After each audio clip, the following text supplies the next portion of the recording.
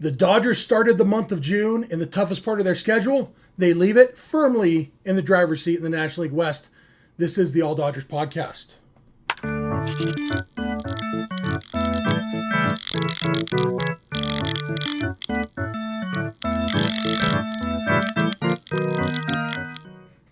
Coming at you live from my home studio in Pleasant Grove, Utah. This is the All Dodgers podcast, part of the Believe network of podcasts. What's going on, All Dodgers Nation, Clinton Jeff Nation, whatever you want to call it.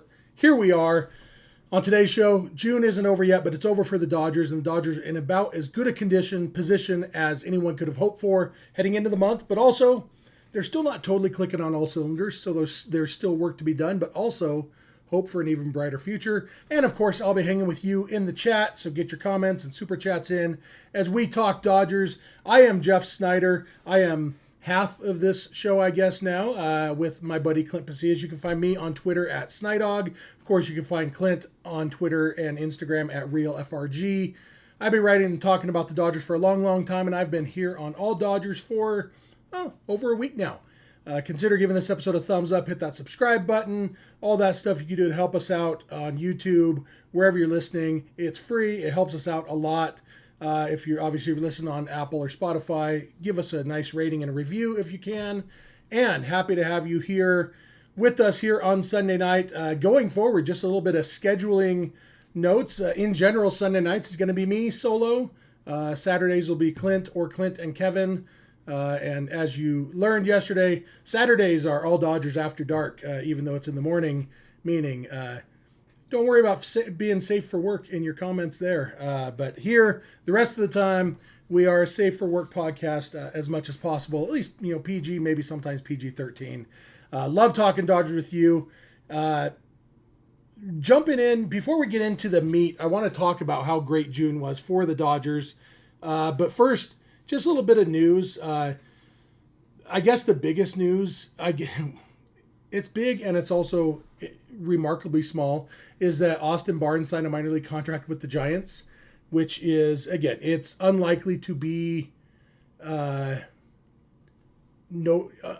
consequential. That's the word I'm looking for. It's unlikely to matter, but it's interesting that Austin Barnes, who has played his entire major league career with the Dodgers, is now on a minor league deal with the Giants. Doesn't mean he'll play in the big leagues with the Giants. He's been assigned to the Arizona League, which is basically, where you send players when you're hoping to help them remember how to play baseball. And so, we'll see. But the Giants have been kind of a black hole at the catching position. Their starting catcher, I just forgot his name. I know his name. Really good defensive catcher and switch hitter. What's that dude's name? Somebody in the chat told me that dude's name. But he was supposed to be really, really good. And he looked like last year and a half that he was going to be. I mean, they traded Joey Bart, who was their previous top catching prospect. And he's gone on to be okay with the Pirates because they had this other guy, Bailey. That's right. Yeah. Thank you. RJM0021.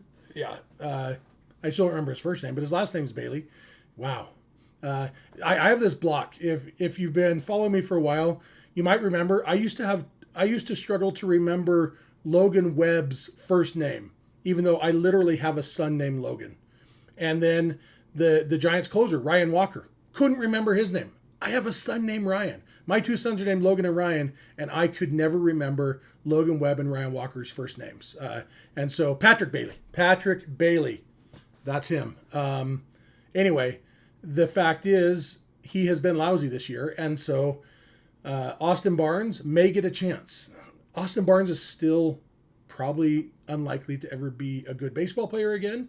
But you know what? I'm happy for him. Obviously, if he wants to keep playing, then this is his chance. Go to a team with bad catchers and hope you get a chance. So good for Barnesy. On the Dodgers front, the Dodgers DFA'd Luis Garcia, which was kind of interesting. He was on the IL for a while, and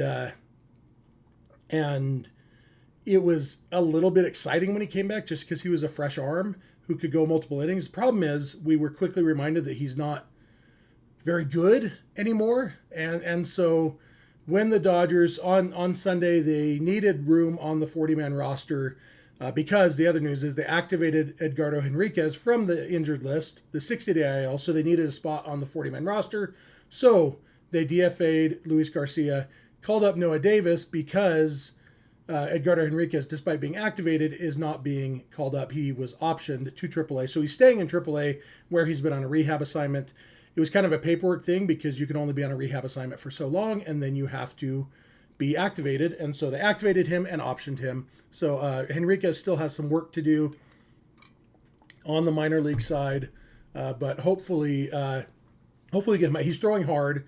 The command is still always going to be an issue with him. Not always, but so far in his life has been an issue. So we'll see if the Dodgers, he'll probably get to the point. I'm sure right now he'd be better than Noah Davis, but they are thinking about Henriquez's development, leaving him in AAA, whereas Davis is just a warm body. They can come up here and fill a spot. And luckily they didn't need him on Sunday because they scored plenty of runs. Not plenty, but they scored. It was plenty. Not a ton, but plenty. And they got really good pitching, which I'm going to dig into in a second. But first, I want to tell you about BetOnline. This episode is brought to you by BetOnline, which continues to be your number one source for all your sports betting action. And with baseball in full swing and football season around the corner, BetOnline has more ways to stay in on the action with the latest odds, news, and scores, and even live in-game betting if that's what you're into. MLB, UFC, tennis, NFL futures. BetOnline remains your choice for sports wagering info. And in between games, you can head over to the BetOnline Casino with all your top Vegas-style games, including poker and live casino. So head to the website today, betonline.ag. Oh, I should put this up on the screen with my cool little button. Look at that. So head over there, betonline.ag, and take advantage of the industry-leading VIP program with level-up bonuses and weekly cash boosts. BetOnline, the game starts here. And as long as we're saying the game starts here, let's talk. Let's start this episode with the real stuff, which is this month of June is now not over. There's one more day left in June, but the Dodgers have the day off on Monday, thank goodness. And so the Dodgers are done playing in June. So I just wanted to look back a little bit because if you remember, when June started, the Dodgers were in the middle of that series against the Yankees, and they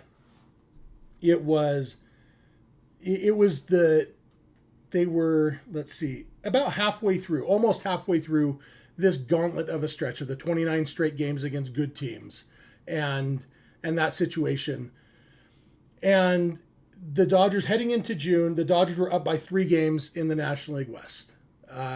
Leaving June now, they're up by, right at this moment, they're up by 7 games on the Padres, 7.5 on the Giants. Both of those teams play on Monday. The Padres play the Phillies, the Giants play the D-backs. So the Dodgers will be up by at least 6.5 games, possibly 7.5 games, heading into the month of July. So they basically doubled their division lead in what was supposed to be a tough month, and it was a tough month. I guess first we'd go back to that gauntlet of the 29 games against winning teams. You remember that started on May 19th. Right before that, the Dodgers just got swept by the Angels. At that point, after the Dodgers got swept by the Angels, they were only up by a game in the division. And then they lost the first game of those 29 to the D-backs. So at that point, 1 game in, they're only up by half a game. And yet when that stretch ended a week and a half ago, the Dodgers were up by 3.5 games. After winning 3 out of 4 against the Padres to finish that stretch, they were up by 3.5 games. And now they're up by, at least 6.5. They're up by 7 right at this moment. So they've doubled just in the week and a half since that gauntlet ended. After, I saw people who are in this chat right now, definitely I saw some of those people say, well, if we can get through this 29 games only down by a couple games to the Padres, then the schedule gets easier. And I never really bought that, but I understood why people felt that way. I didn't believe the Dodgers were going to be in second place when that stretch ended. I don't know that I expected it to go as well as it did. And the fact is that that the Padres and Giants both struggled during that same stretch. So it was a perfect storm for the Dodgers that they played well. The 2 also-rans chasing them played poorly. And that was good. So then we look at just the month of June. First, we got a super chat here from our buddy Richie Flores. Noah Davis is a low-leverage tomato can. Next DFA. I don't know if Davis, he might be DFA'd at some point because they will need some 60 or 40-man roster spots for guys coming off the 60-day IL. So Davis might be one of those. He does have options, so he's not. Luis Garcia had to be DFA'd to get him off the active roster because he doesn't have options. So, but yeah, Noah Davis is definitely a filler right now. Maybe optioned again by the time the Dodgers play again because it really was bringing him up to get an arm. And so who knows? We'll see. The Dodgers have Edgardo Henriquez in AAA. They've got Edwin Diaz's brother, Alexis Diaz. So they've got some guys there in AAA who are working through some things. And yeah, Noah Davis's spot on the roster is contingent on those guys needing a spot on the active roster. Let's remember, Rubio says, like, comment, and subscribe. I can definitely endorse that. Thank you for being here. So let's go back to talking about the Dodgers and June, where it was going to be a tough month because the first half of the month the first 2/3 of the month was finishing up that gauntlet of a schedule. And then you get some easy games, the Nationals and the Rockies, and then, the Royals to finish off. So yeah, after that gauntlet was done, yes, the Dodgers have gone, what is that? 3. So 7-2 since that gauntlet ended to finish the month. Awesome. That's when, like I said, their lead in the division went from 3.5 to 7 games. Doubled their lead in the division. Great. But even, the first 20 days of the month, the Dodgers struggled at the beginning. Remember, they lost the last game of that series to the Yankees. They lost 2 out of 4 to the Mets, and then they lost 2 out of 3 to the Cardinals. So on June 8th, after the games on June 8th, the Dodgers were only up by a game in the division. They had gone 3-5 to start the month. Is that right? I think that's right. Yeah, 3-5 to start the month. And then they just turned it on. That was when they finally got to play the National League West. The Padres came to town, or Dodgers went to San Diego. Then later the Padres came down. And the Dodgers, they won the series with the Padres. Then they won the series with the Giants. Then they won another series with the Padres to finish that. Like, that, if you're the kind of person who worries about what the momentum, and do they have the intestinal fortitude and whatever you want to call it, those series against the Padres and the Giants showed you, hey, look, this is a good team that wants to win, knows how to win, is going to win some games. And you can't complain much about that. The fact is, we were all a little bit nervous, I think. I think that's fair to say, about not playing the Giants and Padres until mid-June. Like, okay, but what if those guys come in motivated and they knock us around, and and I think that's why a lot of people thought, well, if we can finish that 29-game gauntlet only down by a couple games, that'll be great. What we didn't count on is the Dodgers said, no, we're the Dodgers. We are the best team in this division.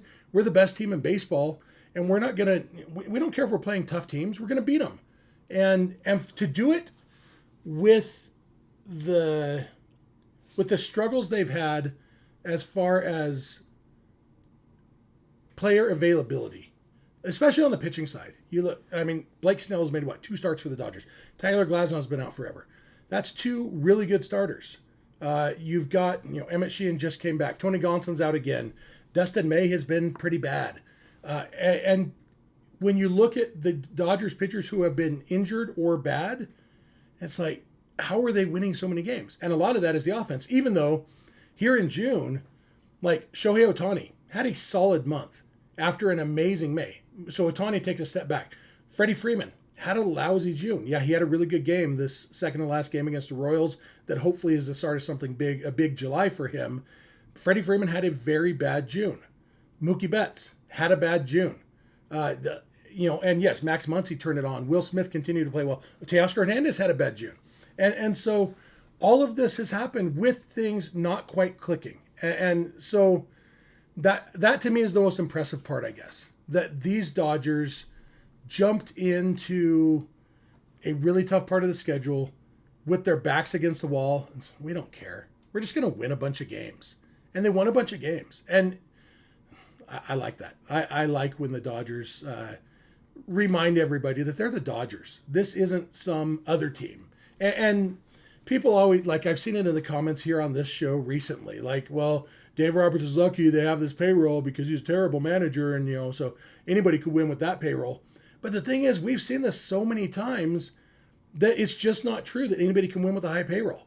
Because, I mean, you look at the Mets over the last several years, like since Steve Cohen bought the team. Yeah, they made it to the NLCS last year, and then they got beat by the Dodgers.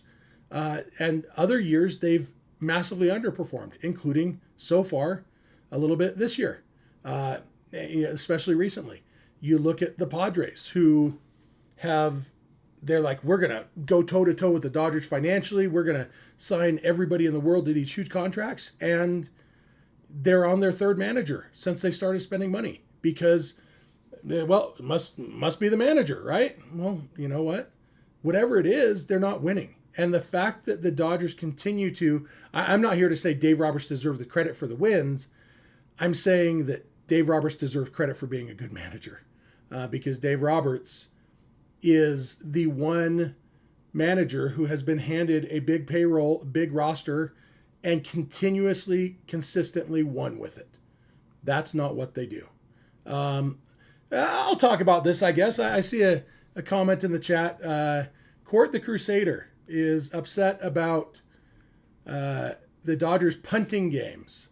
And I saw another comment about punting games. He says, why punt games? I've seen teams worse than the Dodgers come back from a 10-plus run deficit. I said yesterday in our insider or our All Dodgers Discord, which you can join if you go to patreon.com/realfrg, and at the $5 a month level, you can join our Discord where we're talking Dodgers all the time.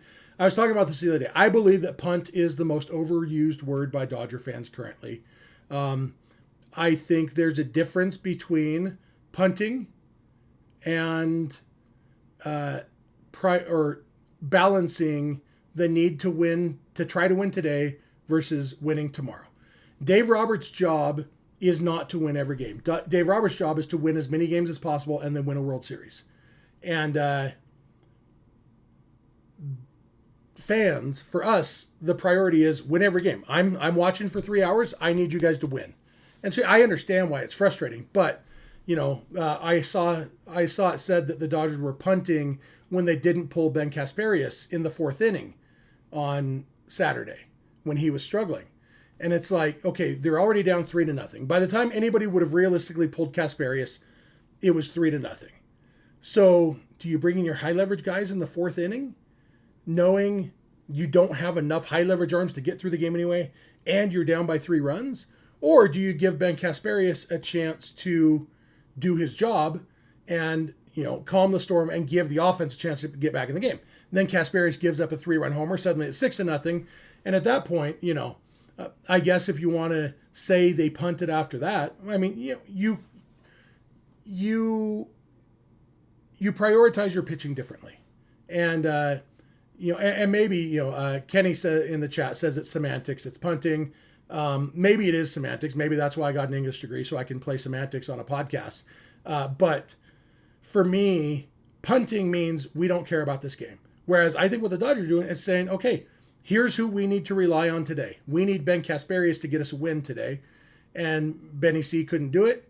And at that point, you're down 6-0. And yeah, in hindsight, Dodgers could have gone to their high leverage guys at that point. Try to keep it at 6-0 and then hope the offense can get back in it. And if we had known that they wouldn't need the high leverage guys on Sunday, maybe they do that. But they have to balance it all out. And so when there's a reason low leverage guys exist, and that's to pitch in low leverage situations. Low leverage includes when you're down 3-0 or down 6-0. That's when you go to your guys who aren't high leverage. And if you've got tiers of low leverage, yeah, you go lower leverage. You go Luis Garcia at down 6-0.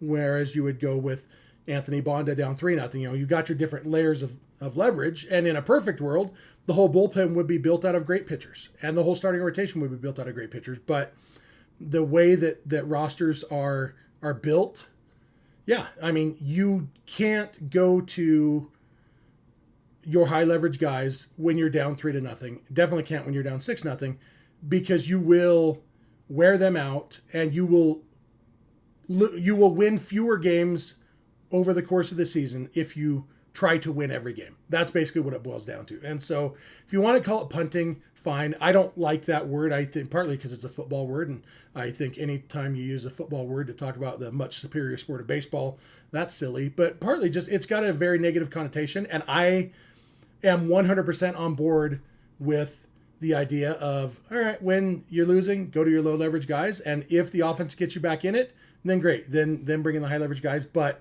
I am on board with the approach that has led to the Dodgers winning a higher percentage of games over the last decade than any manager has ever done in Major League history. I feel like that is proven to be a good approach. And so that's why I am a fan of that approach. And in the moment, no, it's not fun.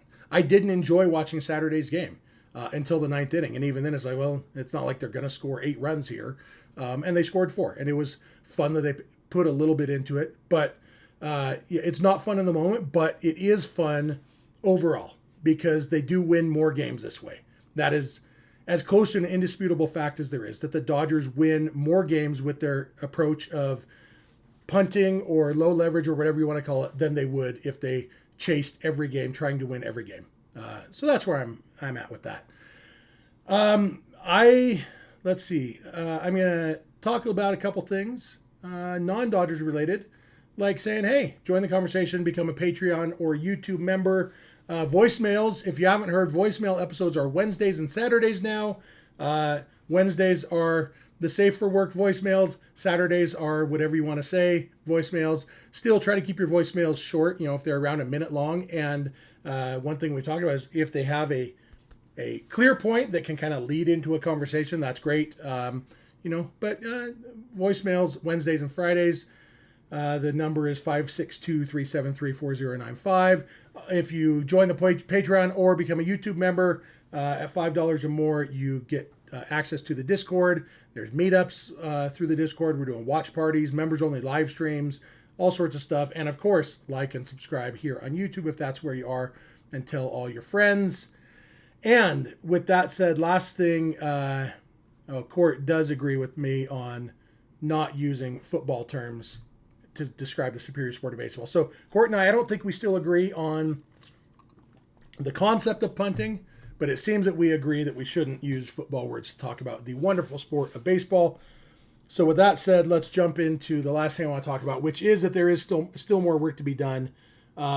We've talked about how after that 29 games, the Dodgers do have an easier schedule. Schedule's still not easy, though. It's they play the White Sox this week. Hopefully that will be easy. That should be a sweep, although the White Sox just won a series against the Giants. Then they take on the Astros, who are a good team. They take on the Brewers, who are a good team. Then the Giants again. Then the Brewers again. And then the Twins, who have potential to be a good team. The Red Sox, who have potential to be a good team. Then the Reds, who are up and down, but potential solid. Then the Rays, who are a good team. Cardinals, who are a good team. Blue Jays have potential to be a good game. And so it's not like the schedule gets easy. There is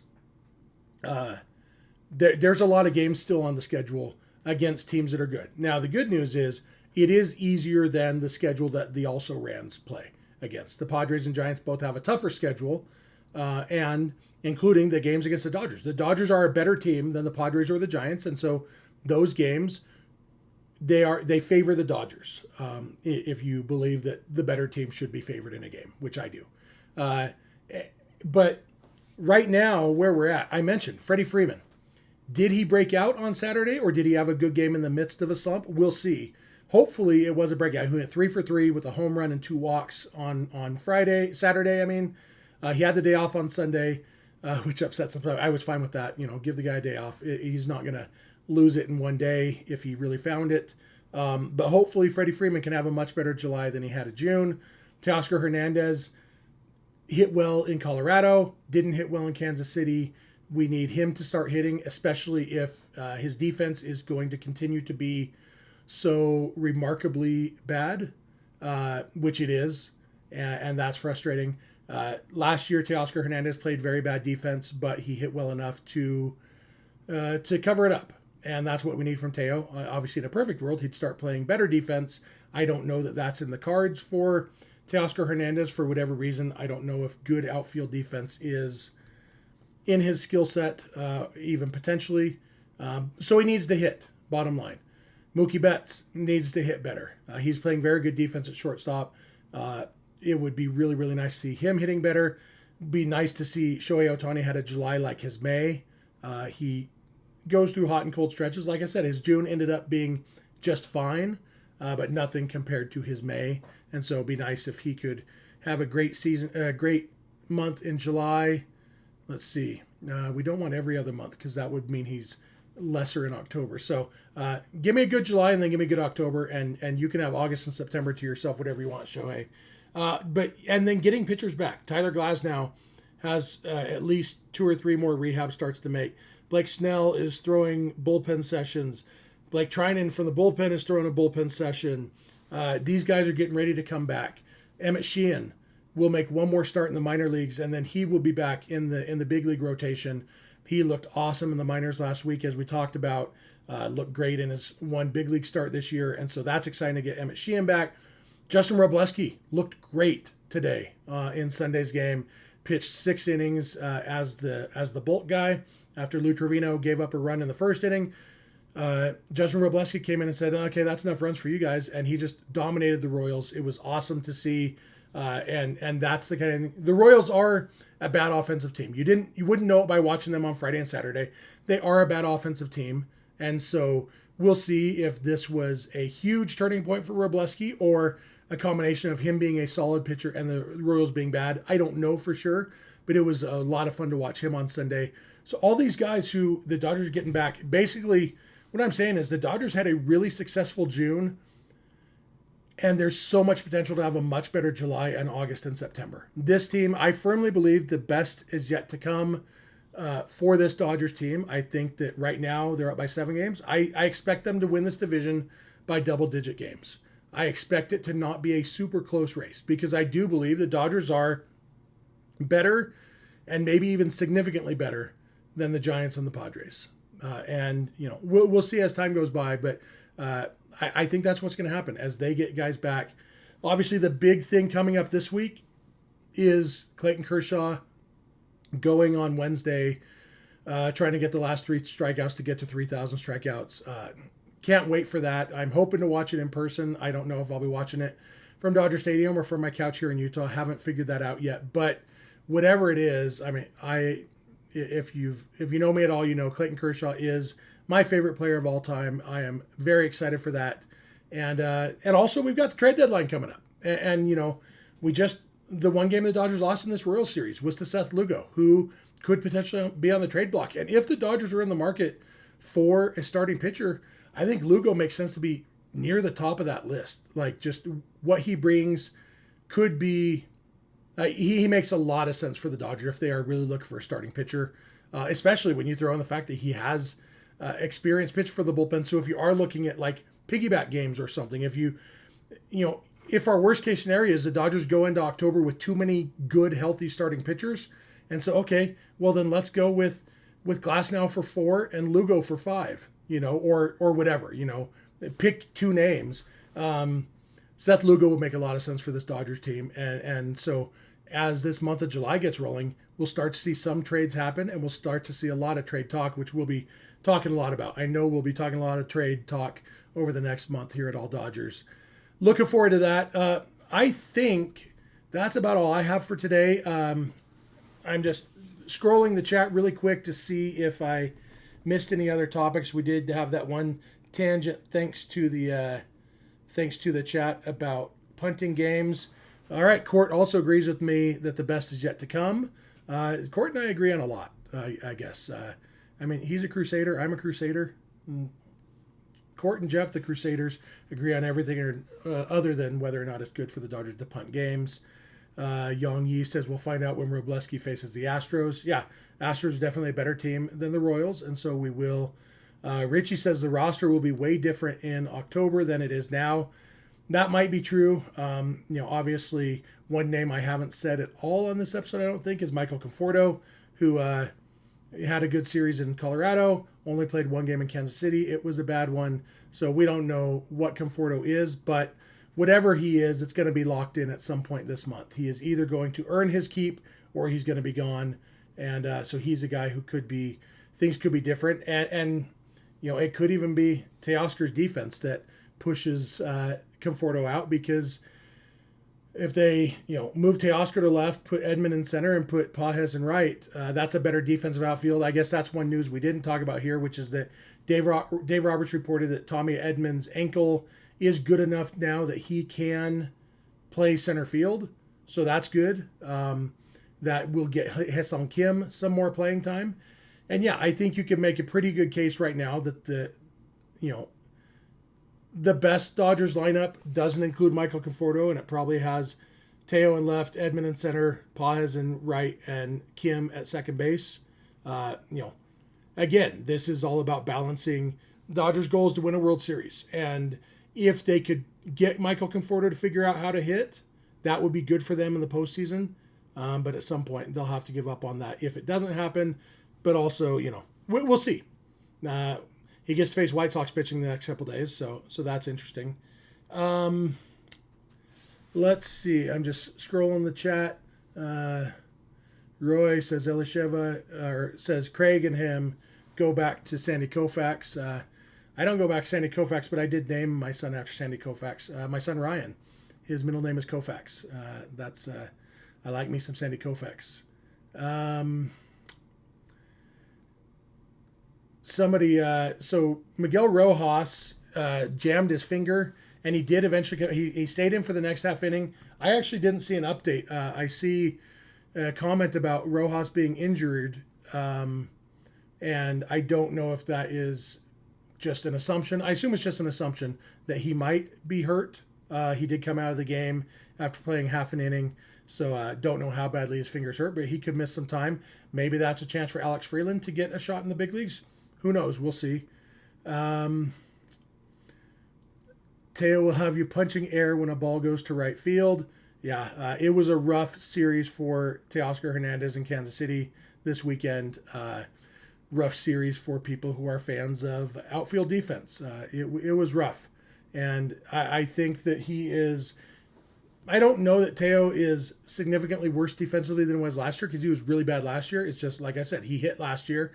And I think this weekend was kind of a perfect storm of the ball being hit to him a lot and him in places where he couldn't get to it. Whereas, like that one that dropped in before the double play to end the game on Friday night, that little bloop single by Salvador Perez, I believe that every player on the Dodgers would have made that catch except for Teoscar Hernandez, and that's frustrating that Teo was the one who was out there.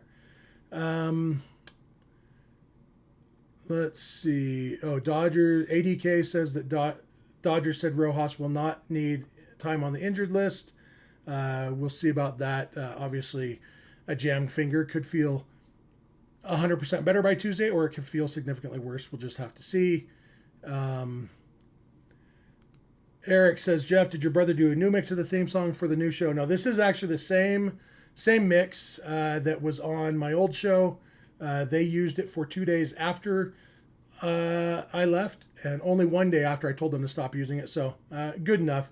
But yeah, the song came with me. This is the same rendition arrangement of "Take Me Out to the Ball Game," arranged and performed by my brother Eric. So thanks to Eric for that. Appreciate that.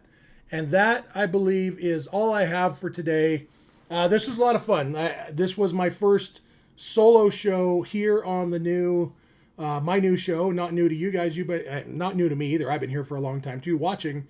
I've been a fan of Clint and I have been friends for years, and a fan of his show. I'm happy to be here, and I am still learning the software, but it's doing okay. I've got me this cool little button thing that makes it a lot easier, so I can push buttons instead of having to click my mouse all over the place.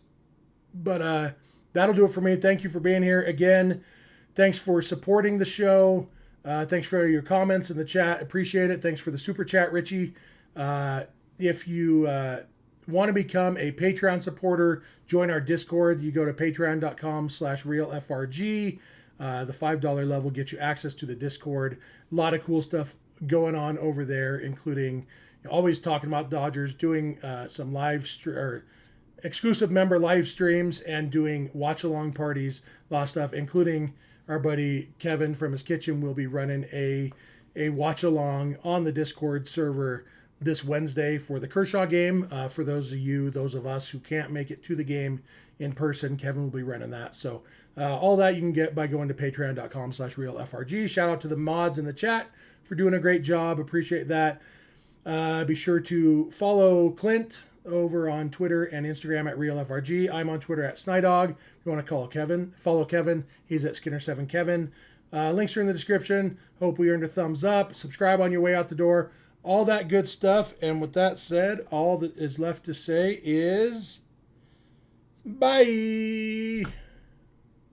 Maybe.